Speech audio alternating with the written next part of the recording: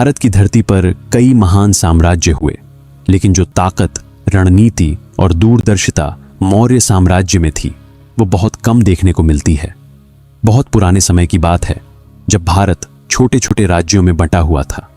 हर जगह अलग अलग राजा थे, हर किसी की अपनी सेना थी और हर कोई अपने इलाके को सबसे ताकतवर बनाना चाहता था। लेकिन इस बिखरे हुए भारत में एक ऐसी कहानी जन्म लेने वाली थी जो पूरे इतिहास को बदल देगी। उस समय मगध सबसे शक्तिशाली राज्य था। वहां का राजा था धनानंद। उसके पास अपार धन था, विशाल सेना थी और वह खुद को अजेय मानता था।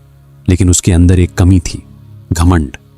वह अपनी ताकत के नशे में इतना चूर था कि आम जनता की परेशानियों की उसे कोई परवाह नहीं थी।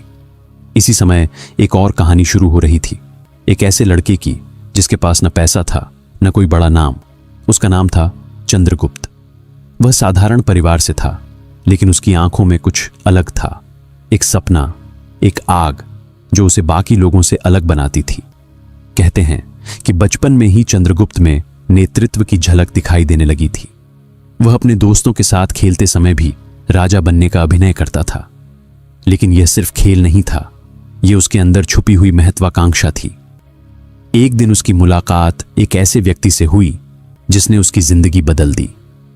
वह व्यक्ति था चाणक्य, एक तेज दिमाग वाला, दूरदर्शी और बेहद चालाक ब्राह्मण। चाणक्य सिर्फ विद्वान नहीं था, वह राजनीति और रणनीति का मास्टर था। कहानी यह भी कहती है कि चाणक्य कभी धनानंद के दरबार में गया था, लेकिन वहां उसका अपमान हुआ। उसी दिन उसने ठान लिया कि वह नंद वंश को खत्म करेगा। लेकिन इसके लिए उसे एक ऐसे व्यक्ति की जरूरत थी जो उसकी योजनाओं को हकीकत में बदल सके, और उसे वह व्यक्ति मिल गया, चंद्रगुप्त। चाणक्य ने चंद्रगुप्त को अपने साथ ले लिया, उसे युद्ध की कला सिखाई, राजनीति समझाई और सबसे जरूरी धैर्य और रणनीति का महत्व बताया। उसने उसे सिर्फ तलवार चलाना नहीं सिखाया, बल्कि यह भी सिखाया कि कब लड़ना है और कब इंतजार करना है। धीरे धीरे चंद्रगुप्त तैयार होने लगा, लेकिन सामने था धनानंद, जिसकी सेना बहुत बड़ी थी। सीधे युद्ध करना आत्महत्या जैसा था। इसलिए चाणक्य ने एक अलग रास्ता चुना। उन्होंने पहले लोगों का भरोसा जीता। उन्होंने छोटे छोटे राज्यों और जनजातियों को अपने साथ जोड़ा। उन्होंने एक ऐसी सेना तैयार की जो सिर्फ ताकतवर नहीं थी, बल्कि वफादार भी थी। फिर आया वह समय जब उन्होंने मगध पर हमला करने का फैसला किया। यह आसान नहीं था। कई बार उन्हें हार का सामना करना पड़ा, कई बार पीछे हटना पड़ा, लेकिन उन्होंने हार नहीं मानी।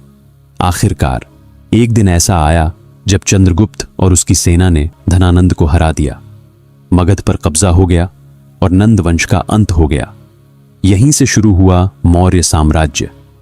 चंद्रगुप्त अब सिर्फ एक साधारण लड़का नहीं था, वह सम्राट बन चुका था। उसने एक मजबूत और संगठित साम्राज्य की नींव रखी। उसने प्रशासन को बेहतर बनाया, कानून बनाए और अपने राज्य को सुरक्षित रखा। लेकिन उसकी कहानी यहीं खत्म नहीं होती। उस समय पश्चिम से एक और खतरा था, यूनानी शासक।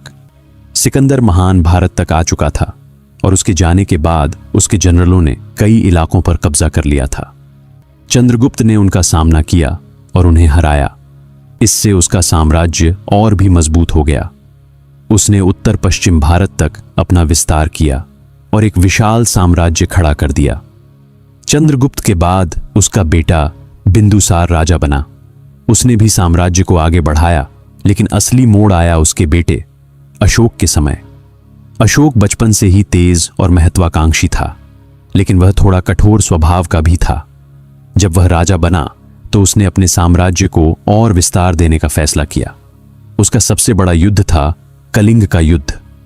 कलिंग एक स्वतंत्र राज्य था और अशोक उसे अपने साम्राज्य में मिलाना चाहता था। युद्ध बहुत भयानक था। हजारों लोग मारे गए, लाखों लोग घायल हुए और पूरा इलाका खून से लाल हो गया। जब युद्ध खत्म हुआ तो अशोक ने चारों तरफ सिर्फ विनाश देखा। लाशें, रोते हुए लोग, टूटे हुए घर, ये सब देखकर उसका दिल बदल गया। वह समझ गया कि जीत का क्या मतलब है अगर उसके पीछे इतनी तबाही हो। यही वह पल था जिसने अशोक को बदल दिया। उसने युद्ध छोड़ दिया और शांति का रास्ता अपनाया। उसने बौद्ध धर्म को अपनाया और अपने जीवन को लोगों की भलाई के लिए समर्पित कर दिया। उसने अपने साम्राज्य में कई सुधार किए, सड़कों का निर्माण कराया, पेड़ लगवाए, कुएं खुदवाए और अस्पताल बनवाए। उसने अपने संदेश पत्थरों और स्तंभों पर लिखवाए ताकि लोग उन्हें पढ़ सकें और समझ सकें। अशोक अब सिर्फ एक राजा नहीं था, वह एक मार्गदर्शक बन चुका था। लेकिन हर कहानी की तरह इस कहानी का भी एक अंत था। अशोक के बाद मौर्य साम्राज्य धीरे धीरे कमजोर होने लगा। उसके उत्तराधिकारी उतने मजबूत नहीं थे। धीरे धीरे साम्राज्य टूटने लगा और आखिरकार समाप्त हो गया। लेकिन जो चीज खत्म नहीं हुई वह थी उसकी विरासत। मौर्य साम्राज्य ने भारत को एकता का मतलब समझाया। उसने दिखाया कि अगर सही नेतृत्व और मजबूत इच्छा शक्ति हो तो एक साधारण व्यक्ति भी इतिहास बदल सकता है। चंद्रगुप्त की कहानी हमें सिखाती है कि शुरुआत मायने नहीं रखती, बल्कि लक्ष्य और मेहनत मायने रखती है। चाणक्य हमें सिखाता है कि बुद्धि और रणनीति ताकत से भी ज्यादा शक्तिशाली होती है। और अशोक हमें सिखाता है कि असली जीत दूसरों को हराने में नहीं, बल्कि खुद को बदलने में है। यही है मौर्य साम्राज्य की कहानी, एक ऐसी कहानी जो सिर्फ इतिहास नहीं, बल्कि एक सीख है।